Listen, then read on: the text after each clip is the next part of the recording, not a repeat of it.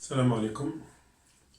Donc, je vais continuer sur le cours RDM pour les deuxième année licence génie civil concernant donc la statique. Donc, on avait vu deux cours sur la statique. On avait défini que la statique était l'équilibre. Il fallait donc notre structure vis-à-vis des réactions, elle soit en équilibre. En tenant compte bien sûr des trois équations d'équilibre par rapport dans un plan. Somme des forces x égale y, somme des forces y égale z égale à 0, somme des forces x égale à 0, et somme des moments de rotation autour de l'axe perpendiculaire au tableau est égal à 0.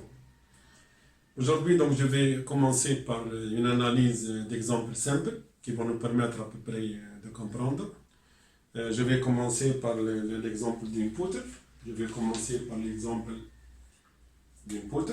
Supposons une poutre par exemple. Supposons une poutre sur deux appuis, sur deux appuis. Sur deux appuis. Sur deux appuis. Cette poutre, bien sûr, c'est sûr, elle a un poids, plus ce qu'elle va supporter comme charge, donc elle sera soumise à des charges verticales selon l'axe Z. On avait défini que ici nous avons l'axe Z et l'axe des X. On peut prendre n'importe quel axe, XY, ou bien ZY, ou bien XYX.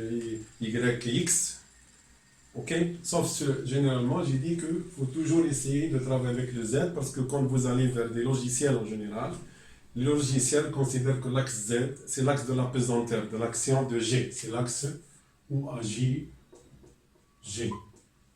Ok? Donc, c'est sûr que cette poutre-là, elle va supporter une charge. Bien sûr, la charge, comme j'ai dit, ça fait partie du poids propre de la poutre, plus les éléments qui sont sur cette poutre-là. En général, nous avons toujours ce qu'on appelle une charge qui est répartie. Une charge répartie, bien sûr, elle agit dans le sens Z, parce que c'est une action de poids. C'est une action de poids. Et comme j'avais dit, en généralité, les plus grandes charges dans les structures de génie civil, c'est le poids propre. C'est le poids propre des éléments. Et même des gens qui vont utiliser, parce que nous agissons en tant que poids propre. Donc, généralement, une force, elle a donc un axe, bien sûr, elle a une direction. Ici, la direction de l'action G est verticale. Et je sais que cette force-là, c'est une force de pesanteur, c'est une force de poids. Généralement, c'est égal à la masse multipliée par G. Et G est égal à 10 mètres par seconde au carré. Et j'avais dit, si on utilise les tonnes, on va avoir des charges en kilos. Si la masse est en tonnes, les charges seront en kilonewtons. Ok? Et donc nous avons une poutre soumise à des charges linéaires, c'est des charges par mètre linéaire. Donc généralement, quand on donne une charge ici, c'est pour chaque mètre, c'est-à-dire chaque mètre,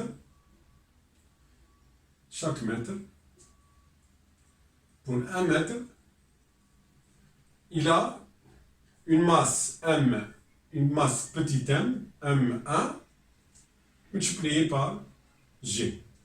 Et on obtient ce qu'on appelle une force en kilonewtons par mètre linéaire. C'est-à-dire que chaque mètre de cette poutre-là supporte une charge qui est égale à X kilonewtons par mètre linéaire. C'est-à-dire chaque mètre de poutre pèse tant ou bien supporte X kilonewtons. Ok. Si je vois maintenant au niveau réaction, ici j'ai pas mis de réaction, c'est pour pouvoir voir à peu près qu'est-ce qu'il faut comme réaction. Si j'ai une poutre par exemple comme ça, je vais voir ce qu'on appelle d'un point de vue cinématique. Cinématique, ça veut dire harakiya. Haraka. Est-ce que cette poutre-là peut bouger? Bien sûr, si elle bouge, c'est qu'elle n'est pas en équilibre statique. Donc, je sors de la statique ici. Donc il faut, pour rester dans la statique, il faut que je crée des réactions qui supportent cette poutre-là, de telle façon que ces réactions-là empêchent la poutre de bouger. Ils empêchent la poutre, donc elles empêchent, donc les réactions vont empêcher, il faut qu'elles empêchent la poutre de bouger. Ici, comme j'ai dit, nous avons possibilité d'avoir 3 mouvements, puisque nous sommes dans le plan.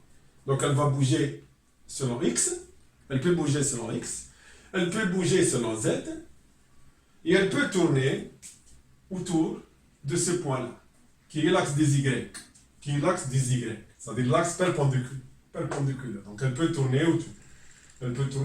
Ok, donc elle peut bouger X, elle peut bouger Z, et elle peut tourner autour de l'axe Y.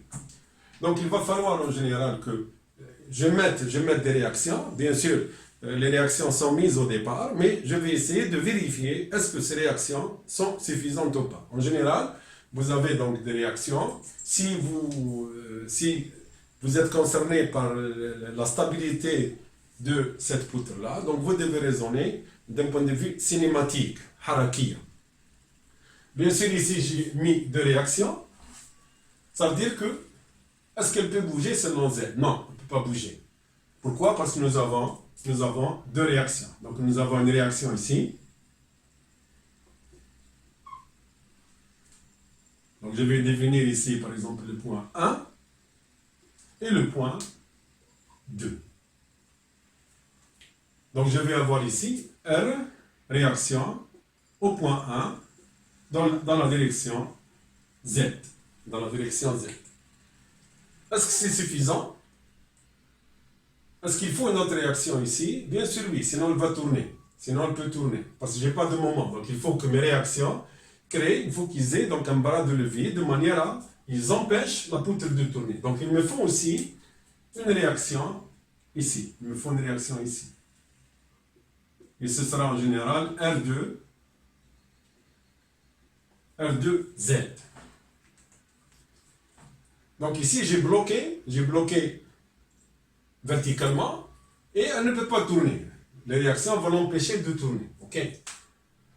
Maintenant, si je la fais bouger selon X, elle va bouger. Est-ce qu'il y a une force, une réaction ici? Il n'y a pas de réaction, donc elle peut bouger. Donc cinématiquement, elle n'est pas bonne. Et on peut démontrer ici, on peut voir qu'ici nous avons une inconnue, une réaction, une deuxième réaction pour 3 degrés de liberté. Donc ce n'est pas suffisant. On est en hypostatique. C'est-à-dire que notre élément n'est pas en stabilité, n'est pas en équilibre statique. Donc il manque donc une réaction. La réaction qui manque, c'est cette réaction. C'est la réaction dans le sens, c'est la réaction ici. Donc ce sera R1X. Ou bien je peux la mettre aussi R1, R2X aussi. Comme ça, donc on peut voir ici que ma poutre ne peut pas bouger dans le sens Z, ne peut pas bouger dans le sens X parce qu'elle est maintenue, et elle ne peut pas tourner parce que vous avez les forces qui ont une distance ici. Donc il existe ici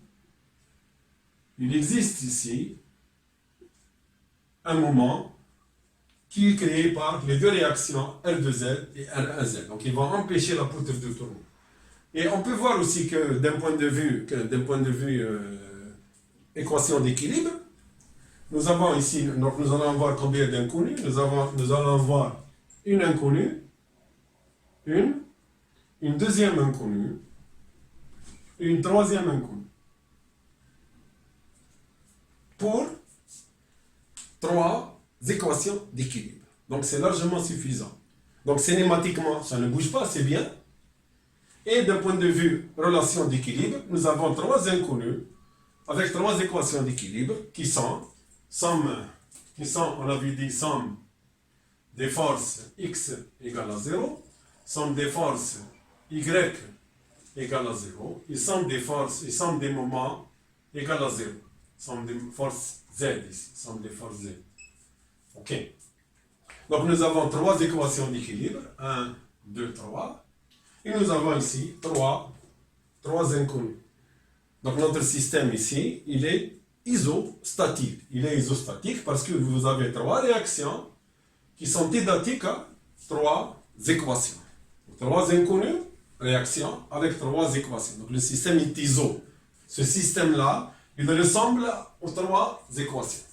Si j'enlève, comme j'ai dit, si j'enlève Rx, donc cinématiquement, c'est pas stable. Il n'y a pas aucune force ici qui va la maintenir la poutre. Si je la pousse, elle va bouger. Et on revient à 2 inconnus avec 3 équations. On est en hypo. Donc il n'y a pas d'équilibre. Je peux rajouter, si je rajoute ici une force aussi, ici, R2X. Ici, donc j'ai une autre réaction en surabondance. J'ai une autre réaction parce qu'ici, combien j'ai ici? Ça devient 4 inconnus avec 3 équations d'équilibre. Donc, moi, il me faut 3, c'est tout. On assure l'équilibre avec 3 réactions. Si je rajoute une autre réaction, donc on devient en surabondance. C'est très très bien. C'est encore plus. C'est plus de stabilité, comme j'avais dit la dernière fois. La différence entre l'hypo, l'iso et l'hyper, c'est que l'hypo, il n'est pas en équilibre statique. L'iso, il est juste en équilibre statique. Et l'hyper, il est en plus. Il est stable en plus. Ok? Et plus vous avez le degré d'hyperstaticité, donc important, plus votre structure, elle est encore plus stable. Ok? Donc ici, j'ai 3 équations, j'ai 4 réactions dans ce cas-là. Si je rajoute ici une réaction R de X dans le sens horizontal, je vais avoir donc 4 inconnus pour 3 équations, donc ce qui n'est pas le cas. On ne peut pas les résoudre. Les équations d'équilibre ne permettent pas de résoudre ce problème-là. Donc je dois passer à d'autres équations pour pouvoir donc calculer cette 4e inconnue. Et j'ai dit que l'objet du cours dans la licence 3e année génie civil, la 2e année génie civil, ce n'est pas les systèmes hyperstatiques, c'est les systèmes isostatiques. On va commencer pour bien comprendre les systèmes isostatiques. Ensuite, on peut passer, en rajoutant, nous avons 3 équations. Ensuite, vous allez voir comment on va introduire d'autres équations pour le calcul dans le cas où vous avez des réactions supplémentaires. Donc ici, je vais m'arrêter uniquement à un système iso. Donc ici, comme j'ai dit, j'ai 3 réactions. 1, 2, 3 réactions inconnues. Donc j'ai 3 réactions que je ne connais pas, que je dois déterminer. 3 réactions inconnues. Et avec quoi? Avec 3 équations d'équilibre. Avec 3 équations d'équilibre. Et cinématiquement, notre système est stable. Il ne peut pas bouger comme ça. Il ne peut pas bouger comme ça parce qu'il y a la réaction. Il ne peut pas tourner parce que vous avez un moment qui est créé par R1, R2 vis-à-vis de N, le bras de levée N. Donc, cinématiquement, c'est bien. Et en termes d'équation, c'est bien aussi. En termes d'équation, c'est bien parce que nous avons ici, et nous sommes devant un système isostatique. Isostatique. Donc, comme j'ai dit, il y a une ressemblance, c'est l'égalité des réactions avec les équations. Et là, donc, on peut déterminer qu'est-ce qui se passe au niveau des réactions. À quoi sont égales les réactions. Ok. Ici, j'ai mis, comme vous voyez ici, les réactions, j'ai mis une flèche ici. J'ai mis une flèche. Ok. Ici, j'ai mis une flèche comme ça. Ici, une autre flèche comme ça. Donc la flèche, c'est important parce qu'elle indique, comme j'ai dit, c'est une force. Donc une force définie par son point d'application. Le point d'application, donc elle est appliquée juste dans l'appui. La direction, elle est ici verticale. Et elle est dans le sens Z. Donc je peux considérer ici que ma réaction elle est positive. Elle est positive parce qu'en agissant en résonance dans les axes, donc puisqu'elle agit dans le même sens, donc elle est positive. Donc ici la même chose, elle agit selon X, et elle est aussi, je l'ai mis dans le sens X aussi. Okay. Donc a priori je ne sais pas moi, je ne sais pas comment la réaction elle va être. Est-ce qu'elle va être positive ou bien elle va être négative? Est-ce qu'elle sera comme ça? Est-ce qu'elle sera comme ça? Ou bien comme ça. Donc ici c'est positif, ici c'est négatif par rapport à l'axe Z. Donc a priori je ne sais pas moi. Toujours est-il, elle doit être vérifiée après. Ici, quel que soit ce que vous mettez, c'est juste. Ok. Même si quelqu'un ne connaît pas. Bien sûr, ici, je vois que ma poutre a tendance à descendre. Donc la réaction elle sera de maintien, de la maintenir en haut. Donc c'est une force en haut. Mais si quelqu'un se trompe, il met ici, au lieu de mettre ça, il met ça, et bien dans les calculs, il va trouver que c'est négatif. C'est-à-dire, il doit changer. Il va trouver moins ça. Moins ça, c'est quoi? Puisque vous avez mis déjà le sens comme ça. Si vous trouvez que votre sens est moins, et bien vous tournez, vous changez carrément d'axe, de direction, et vous mettez la valeur positive. Okay. Donc on peut voir est-ce que c'est exact ou c'est faux. Si je trouve ici j'ai mis positif, si je trouve positif c'est bien. Si je la mets positif et que je trouve c'est négatif, et bien c'est négatif, c'est-à-dire j'enlève si je trouve négatif, je vais changer d'axe et la mettre positive parce qu'elle agit dans ce sens-là. Ok. Donc c'est une force. Je peux par exemple, je peux mettre, je mets moi comme ça. Donc je l'ai mise moi par hypothèse positive. Quand je calcule si je trouve négatif, donc je peux la laisser comme ça et mettre moins par exemple, moins 2 kN. Donc c'est moins 2 kN. Et je peux aussi, tout ça, ça aussi, c'est l'équivalent. Je change donc je vais mettre comme ça. Et ce sera donc plus 2 kN. Ok, donc il suffit de changer votre vecteur, dans la direction de votre vecteur, et vous pouvez donc systématiquement changer. Ok. Donc là, on peut en général, donc on peut poser les réactions n'importe comment, mais il est préférable de les poser selon votre bon sens. C'est-à-dire vous analysez, comme ici par exemple moi, je sais que l'action de G c'est vertical, donc j'ai mis les deux réactions dans ce sens. Et je vais trouver que R1Z et R2Z sont positifs, logiquement sont positifs. Ça me permet après de vérifier mes calculs. Est-ce que mes calculs sont bons ou ne sont pas bons? Ok. Donc il faut toujours garder à l'esprit un esprit d'analyse critique vis-à-vis de ce que vous avez opté. Voilà, maintenant mon système il est bien. Maintenant mon système il est bien. Donc si j'analyse comme ça, c'est très très simple maintenant. Je vais raisonner par, j'ai trois équations. Bon, mon système est isostatique, donc je peux les calculer. Je vais commencer par somme des forces selon x égale à 0. Je vais commencer premièrement, 1, somme des forces selon x égale à 0. C'est égal à quoi? Quelles sont les forces ici agissant selon x? Quelles sont les forces? J'ai ma première force réaction, donc ce sera R1x. Si je prends ici l'axe positif, je suis les axes ici. Ensuite, je vais parler des moments aussi. Donc l'axe est positif, donc j'aurai R1x plus quoi? Qu'est-ce qu'il y a comme force dans la direction x? Projection de ça, c'est 0. Ça, c'est 0 si je la projette. Le poids aussi, c'est vertical, donc si je le projette, c'est 0. Ça va devenir 0. Donc, aucune force il n'y a ici. Donc, 1x plus 0 est égal à 0. Et donc, j'aurai R1x. J'aurai donc R1x est égal à 0. Bien sûr, vous allez me dire qu'on l'a trouvé égal à 0. Oui, on a trouvé égal à 0 parce qu'il n'y a pas d'effort. Mais s'il va y avoir un effort, elle sera en équilibre. Si j'applique un effort ici, eh bien R à x sera égal à cet effort-là. Que ce soit un effort par accident ou autre chose. Donc même si elle est égale à 0, mais je dois la fixer. Ça veut dire quoi égale à 0? Ça veut dire qu'elle est fixée au sol, sans qu'il y ait d'effort.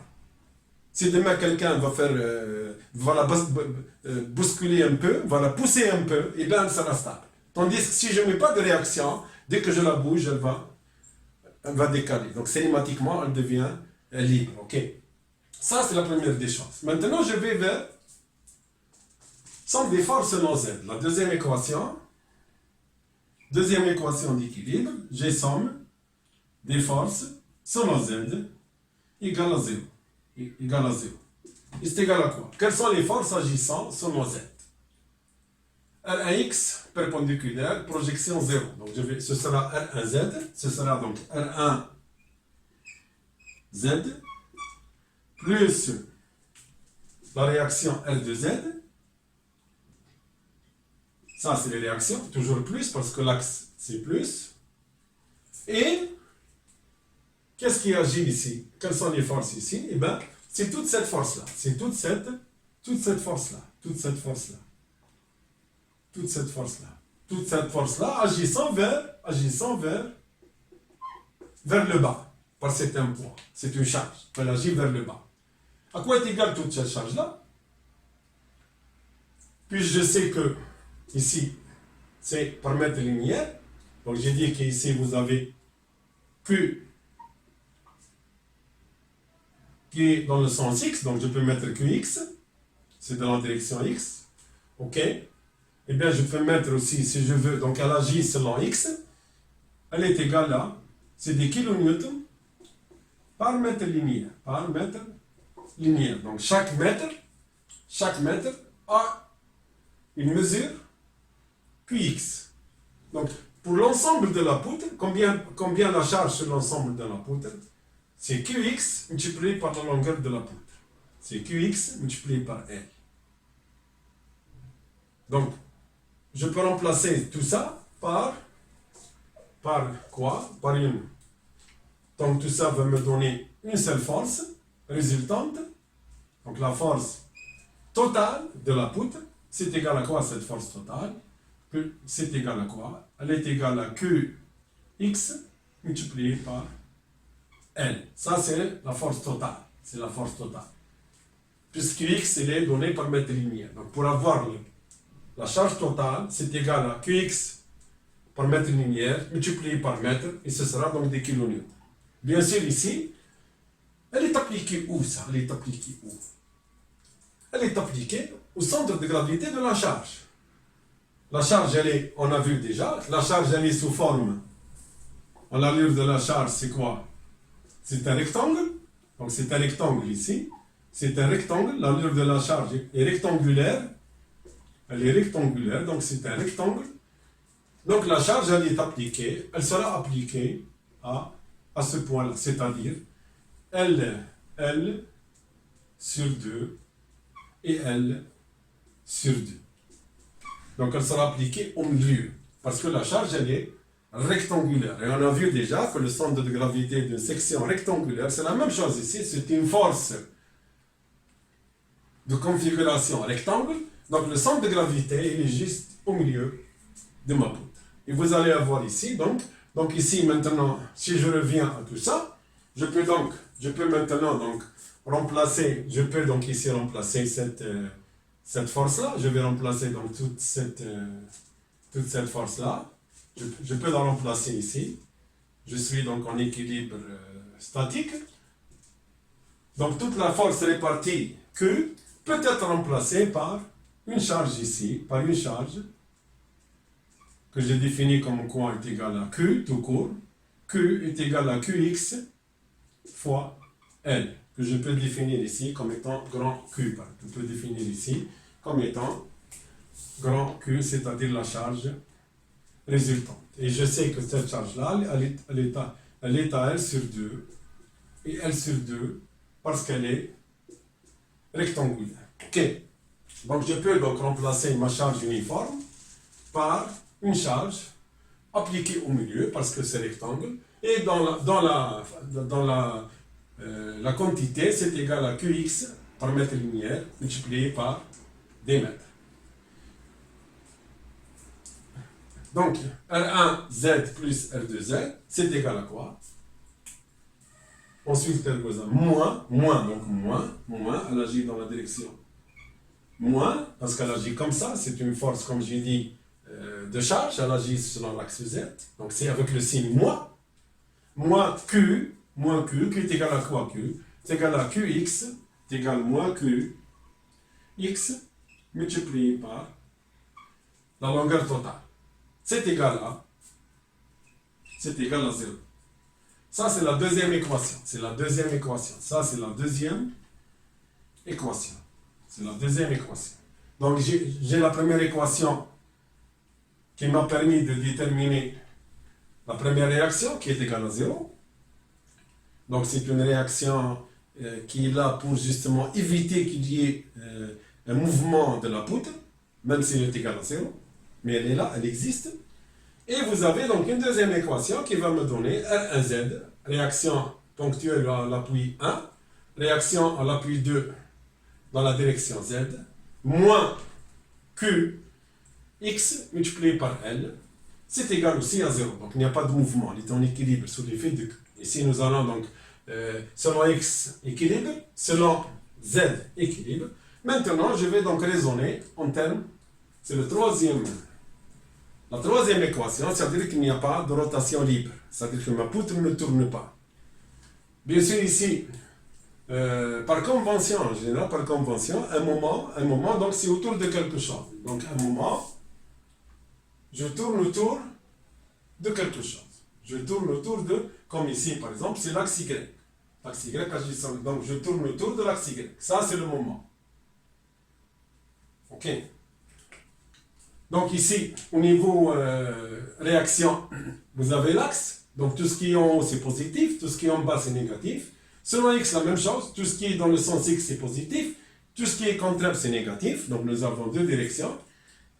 Maintenant, je dois définir un moment positif, une rotation positive par rapport à un point. Ici, j'ai des possibilités. Je n'ai pas d'axe ici. Je tourne autour de l'axe ici. Généralement, par convention, donc la natifaqiyya, par convention, pour tout le monde, d'accord, généralement par rapport à l'horaire. Si vous avez une montre, elle tourne comme ça. Si vous avez une montre en général, ça tourne comme ça. OK? Dans la même direction. Généralement, le moment positif, par convention, même si je le mets comme ça, c'est pas grave. C'est pas grave aussi. Je peux mettre positif dans ce sens-là. C'est pas grave. Je vais calculer après, donc c'est pas un problème. Mais par convention, généralement, le moment est positif. Inversement, à l'aiguille d'une montre. Ça, c'est le moment, quand je tourne comme ça, par convention, c'est positif. Donc, contraire à la rotation de la montre. Contraire, axe. D'accord? Ça, axe. Axe, c'est positif. Contraire donc à la montre, contraire à l'heure, c'est positif. Je vais donc raisonner comme ça par rapport, ici j'ai combien de possibilités de rotation ici. Ici je dis deux possibilités. Soit la poutre elle va tourner autour de cet appui, donc elle va tourner comme ça, soit elle va tourner autour de cet appui-là. Donc, soit elle tourne autour de 1, soit qu'elle tourne autour de 2. Donc, soit qu'elle tourne autour de 1, soit qu'elle tourne autour de 2. Donc, c'est pas grave ici. Je peux prendre soit la rotation autour de 1, soit la rotation autour de 2. Donc, c'est pas grave. J'ai deux possibilités ici. Autour de 1, je vais prendre autour de 1. Je vais prendre, par exemple, autour de 1. Donc, la troisième équation. Somme des moments par rapport au point 1 est égale à... Elle doit être égale à 0. C'est l'équilibre. Elle doit être égale à 0. Okay. Tout ça, c'est 0 parce que c'est un état d'équilibre. Okay. Et je vais maintenant raisonner en ce que j'ai. Donc, qu'est-ce que j'ai ici? R1. Quelle est la distance entre R1 et le point 1? C'est 0. Donc, c'est R1. Donc, ça tourne ici. Donc, il n'y a pas de rotation. Donc, pour R1, il n'y a pas de rotation parce que c'est confondu avec le point 1. Donc ici, je n'ai pas. Donc ce sera R1Z par 0. Donc ce sera R1. Donc en termes de réaction, je vais avoir R1Z fois le bras du levier 0. Puisque la force passe par le point 1. J'ai la réaction 2 maintenant. La réaction 2, c'est égal à, donc le moment autour de 1, autour du point 1, c'est égal à R2Z, multiplié par L, ça c'est le bras de levier. Dans quel sens elle tourne? Elle tourne comme ça. Elle va tourner comme ça. Donc elle est positive. Donc j'aurai donc plus, R2, la réaction 2, R2 multiplié par Z, R2Z, Je m'excuse ici. Donc c'est R2 dans l'axe, dans la réaction Z, multiplié par le bras de levier qui est L. Elle va faire tourner, donc multiplié par L. Elle est, comme j'ai dit, positive. Donc elle tourne dans l'axe, contrairement à la montre. Donc elle est positive. Donc R1, moment égal à 0. R2, le moment par rapport à 1, c'est R2Z multiplié par L. Et R1X, la même chose, R1X ici, je peux l'écrire aussi, plus R1X multiplié par quel est R1X passe par 1, donc il n'y a pas de bras de levier. La distance est égale à 0, donc ce sera par 0. Par 0. Okay. Donc ce sera donc ça et ça, ça et ça, ça n'existe pas. C'est 0. Donc je peux mettre n'importe quel signe ici, plus ou moins. C'est 0. Donc je vais enlever tout ça. Donc je vais avoir, c'est égal à R1, R2Z multiplié par L. Donc le moment global, c'est par rapport à ce point-là, c'est R2Z multiplié par L. Et Q. Q qui est la résultante de l'effort, qui est appliqué à L sur 2. Et je sais que Q est égal à QXL. Le bras de levier ici, c'est égal à L. Le bras de levier par rapport à 1, il est égal à L. Il est égal à L sur 2. Donc le moment quoi est égal à Q, multiplié par L sur 2. Et il fait tourner par rapport à 1, il fait tourner comme ça. Donc comme ça, c'est négatif. Ok, c'est négatif. Axe, c'est le contraire. Donc ça, c'est positif. Ça, c'est négatif. R2, c'est positif. R1, Q, c'est négatif. Ok, donc je vais avoir L2Z. Donc moins Q multiplié par L sur 2. L sur 2, bras de levier. Qu'est-ce qu'il y a encore? Il n'y a rien du tout. Donc tout ça est égal à 0. Et je peux ici voir ici, donc Q à quoi est égal Q? Donc j'aurai R2Z multiplié par L, moins Q. Q, on avait dit que Q c'est égal à QX fois L, c'est égal à QX, la charge par une mètre linéaire multipliée par L, multiplié par L sur 2 égale à 0. Égale à 0. Ça, c'est l'équation d'équilibre vis-à-vis de la rotation. Ok. Donc, combien j'ai d'équations? Donc, j'ai trois équations. La première m'a permis de déterminer fx, qui est égal, Lx qui est égal à 0, Rax. La deuxième m'a permis de déterminer, j'ai deux inconnus, deux réactions inconnues. Ça, c'est connu. Donc, je ne peux pas déterminer. Et j'ai une troisième équation où j'ai éliminé le R1Z. Donc, c'est égal à R2ZL, QXL, L sur 2 égale à 0. Donc, je peux déjà, si je vais résoudre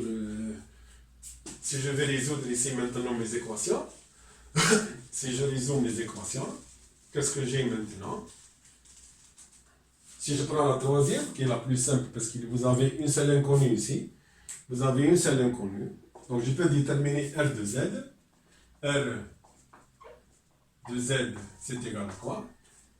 Donc, R de Z, multiplié par L. Donc, attendez, je vais laisser ça. R de Z fois L est égal à, donc ici c'est 0, c'est égal à, donc à Q, c'est égal à QX, multiplié par L fois L sur 2. Ça fait L au carré sur 2. Ok. Et là, donc, qu'est-ce que je vais avoir? Donc, ça, je vais déduire ici que R de Z, c'est égal à QX multiplié par L au carré sur 2 divisé par L. Et ce sera égal à QX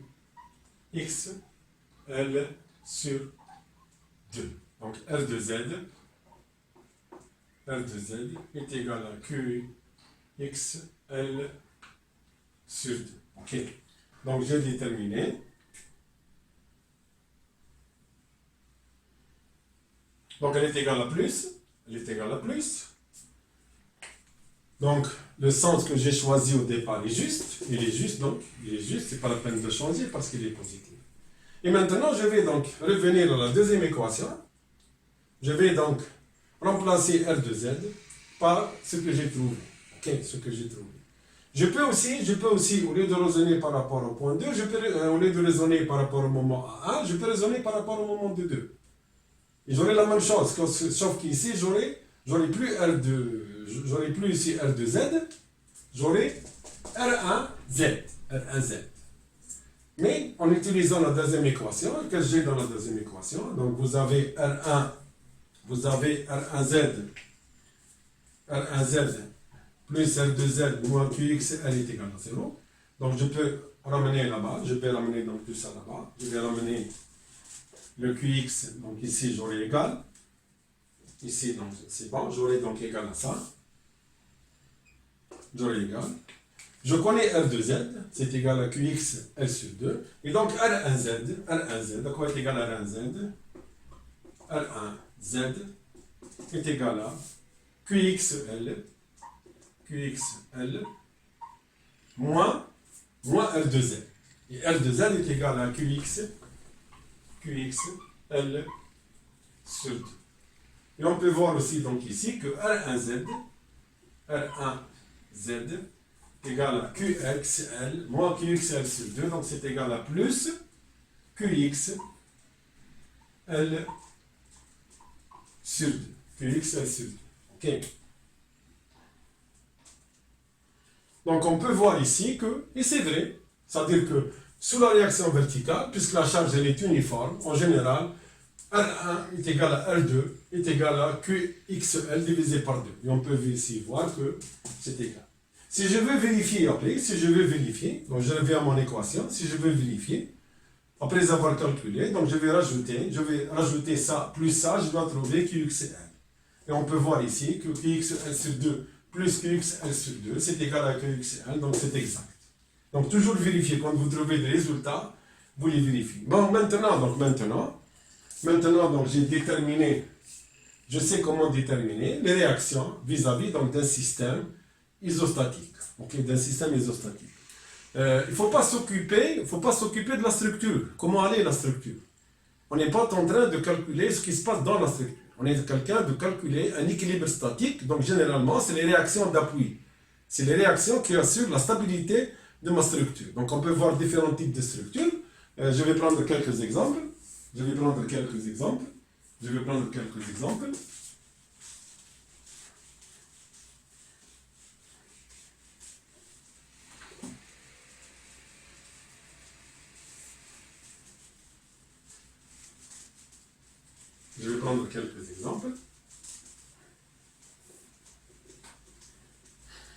Donc, si je prends par exemple, donc on avait commencé par une poutre.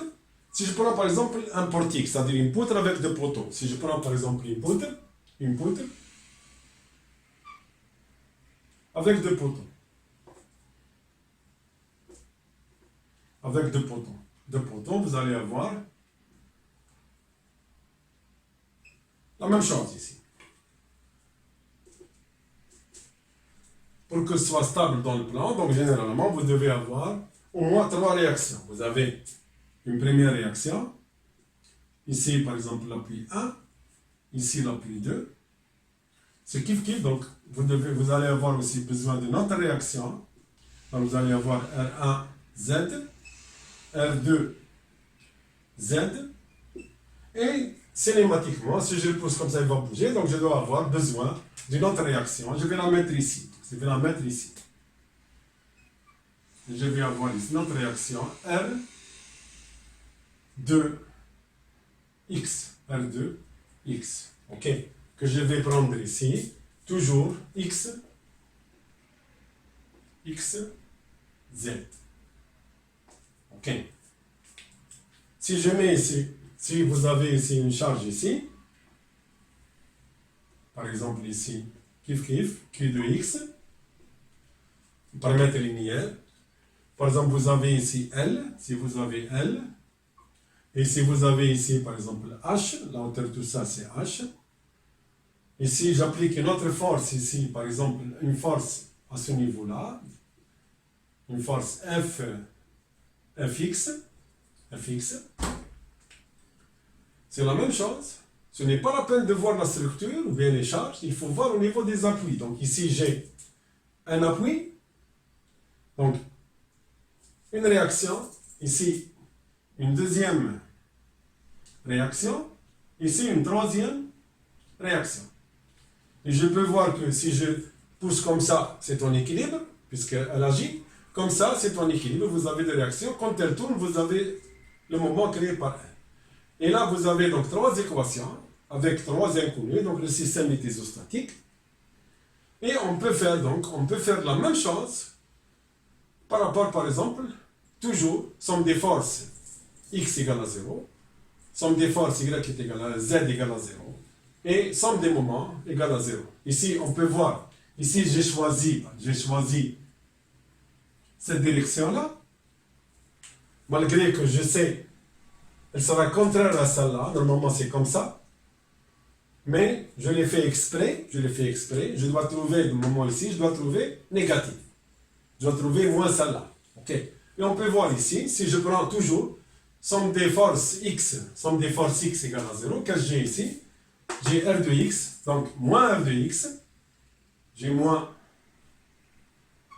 dans la direction x, donc ce sera moins R de x, moins fx, qu'est-ce qu'il y a d'autre? Réaction 0, réaction dans le sens à 0, Q comme ça dans la direction 0, donc c'est égal à 0. Et on peut voir aussi, donc j'aurai quoi ici? J'aurai R de x, donc je ramène ici R de x est égal à moins fx. Donc elle est négative. Donc ce que j'ai mis, je dois lui mettre aussi le signe moins, c'est-à-dire qu'il est comme ça en général.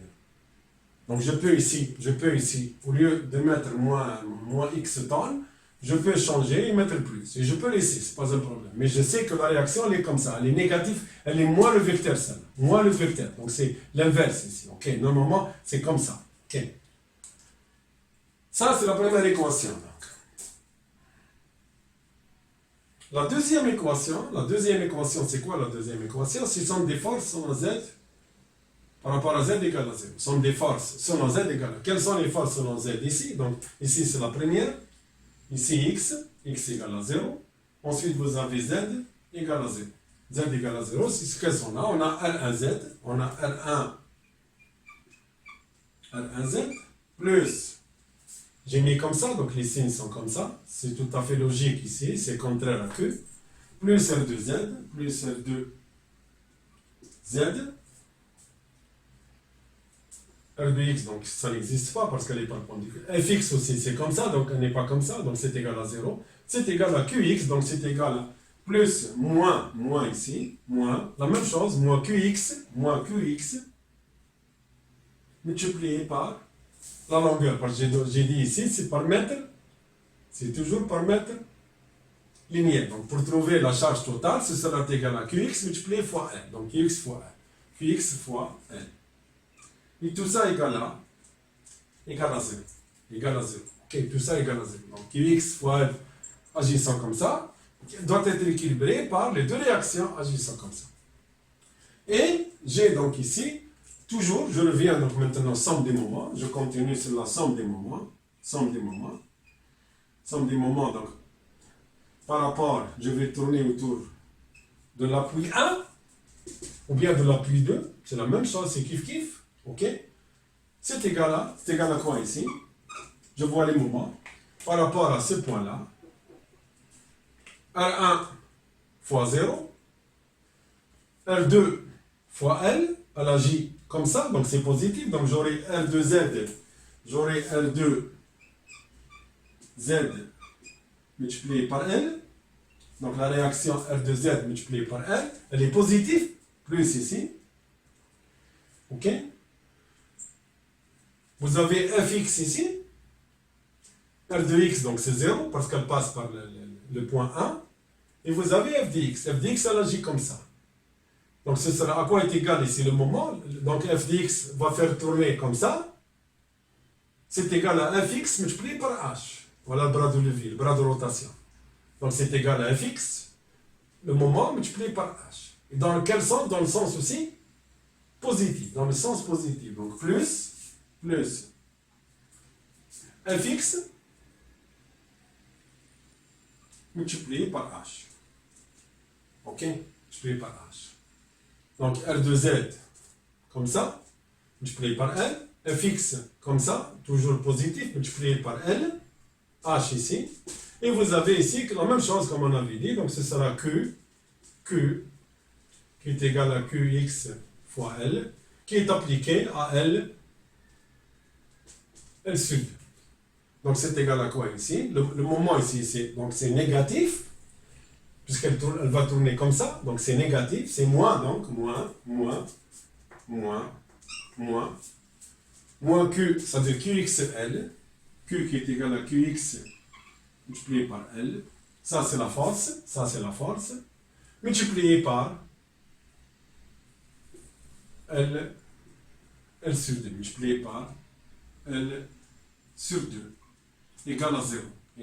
Donc j'aurai ici somme des moments par rapport à 1, c'est égal à R2 ZL plus fx h moins qx L au carré sur 2 égale à 0.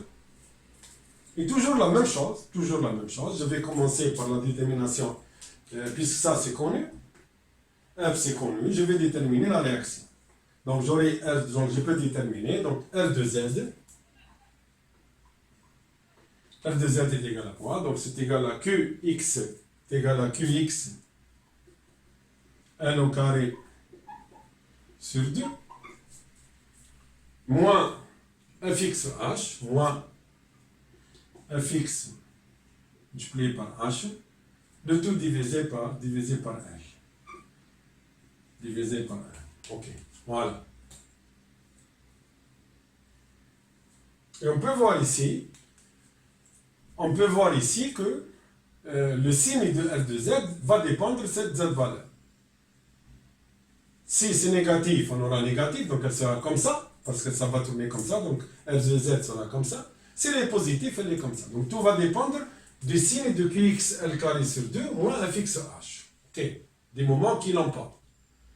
Et après, je vais introduire ici, donc je vais remplacer R de Z ici. Après avoir calculé R de Z, je vais l'introduire ici et calculer R1Z. Donc R1Z est égal à R1Z à la fin. Donc je vais remplacer la valeur de R de Z ici. Et j'aurai donc R1Z est égal à Qx L, la charge totale, moins R2Z. Ok? Moins R2Z. Ok, donc c'est ici au niveau statique, c'est un peu simple. Au niveau donc statique, donc détermination des réactions, c'est tout. Est-ce que ma structure est en équilibre? Je dois déterminer quelles sont les réactions nécessaires.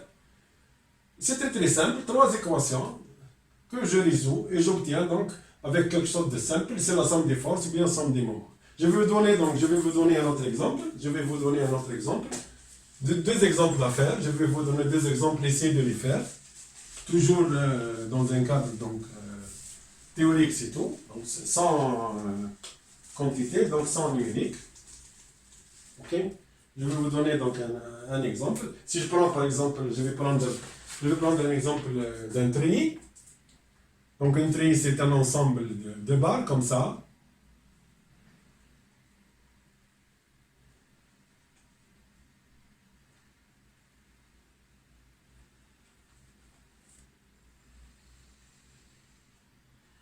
Toujours.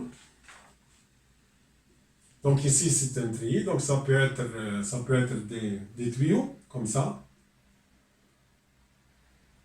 tubulaires, donc il peut être soudé, donc ok. Donc c'est une structure comme ça. Toujours la même chose. Je ne vois pas qu'est-ce qui se passe dans la structure. Ce qui m'intéresse c'est comment stabiliser la structure. Donc à l'intérieur ça ne m'intéresse pas. Ce qui m'intéresse c'est comment stabiliser ma structure. C'est-à-dire je suis en statique, toujours en statique. En statique, on raisonne sur les réactions. Ok. La même chose ici, systématiquement. Donc je vais avoir par exemple ici un appui double et ici un appui simple. C'est-à-dire ici je vais avoir R1, Z et ici je vais avoir R2Z et R2X pour que le système soit en équilibre, comme j'ai dit. Il ne peut pas bouger cinématiquement, il ne peut pas bouger parce qu'il est en réaction ici. Il ne peut pas tourner, vous avez deux forces qui sont distantes. Si je considère ça, si je considère la distance ici, c'est 1, 2, 3, je vais prendre 3A et je vais prendre ça, donc ça c'est la distance ici, je vais prendre A sur 2, A et A sur 2. Et je vais appliquer des forces, donc, qui ne sont plus réparties maintenant, c'est carrément des forces, vous allez avoir F. Si j'applique la même chose, par exemple vous avez ici FZ, donc la même chose, la même quantité FZ et FZ, agissant selon Z. Essayez donc en utilisant les mêmes équations, essayez de trouver, donc déterminer R1Z, déterminer les réactions, déterminer les réactions. Essayez de déterminer R1Z, R2Z et R2X. Si vous avez un système comme ça. Ok. Je vais vous donner aussi un autre exemple aussi. Par exemple, si vous avez une structure comme ça, par exemple un abri bus,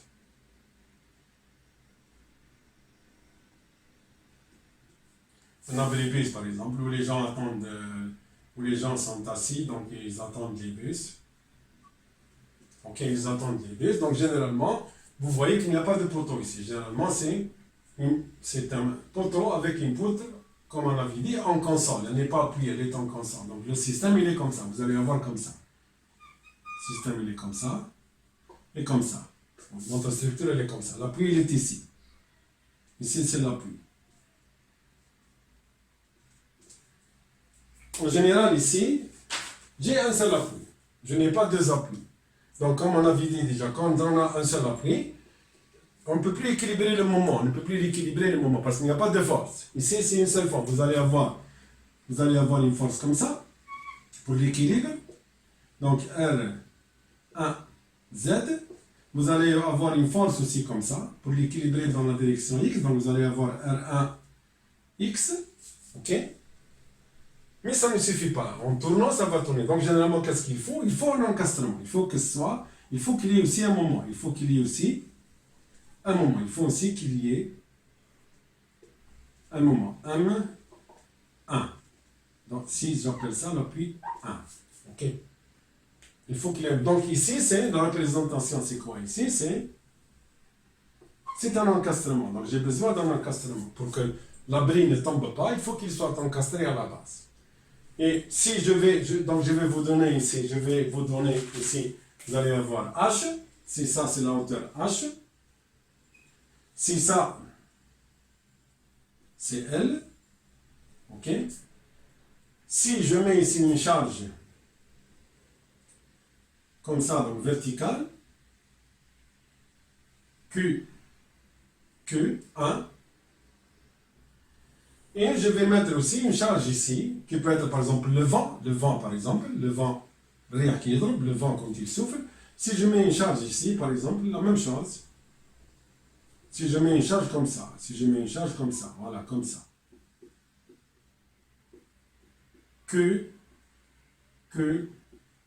W, que je peux définir, W en général, vous allez toujours le trouver, c'est wind. QW, généralement W, c'est wind, c'est le vent. Donc, généralement, vous allez trouver tout ça dans les cours futurs. Vous allez introduire dans la notion. Donc, supposons que le vent pousse comme ça. Le poids, les charges agissant comme ça. C'est une structure avec ici trois réactions. Comme ça et comme ça. Donc, R1, X, R1, Z. Et à un moment, c'est sûr que la poutre va tourner comme ça, donc le moment va l'équilibrer. Donc il va l'équilibrer, je vais le mettre comme ça. Je vais le mettre comme ça, pour équilibrer. C'est positif ici. Et je vais calculer. Si je trouve que c'est positif, c'est bien, donc il est comme ça. Sinon, je dois changer ou bien comprendre qu'il est l'inverse. Ok. Donc la même chose ici, ce sera donc, vous allez donc essayer donc de calculer la même chose ici. Donc déterminer, donc ici sera M1. M au niveau de l'appui. Donc ici, vous déterminez les réactions. Dans le premier cas, c'est R1, Z, R2, Z et R1, R2, X. Ok? Et vous me déterminez la même chose ici. R1 X, R1 Z et M1. Ok? Toujours en appliquant toujours les trois équations d'équilibre. Ok? Donc essayez de le faire pour la prochaine fois. La prochaine fois, je vais donner uniquement les résultats et je vais vous donner une application numérique à appliquer, à calculer réellement, à calculer pour bien donc manipuler les chiffres, ok, les chiffres, ok. Et donc je vous remercie pour votre attention et à la prochaine. Ok.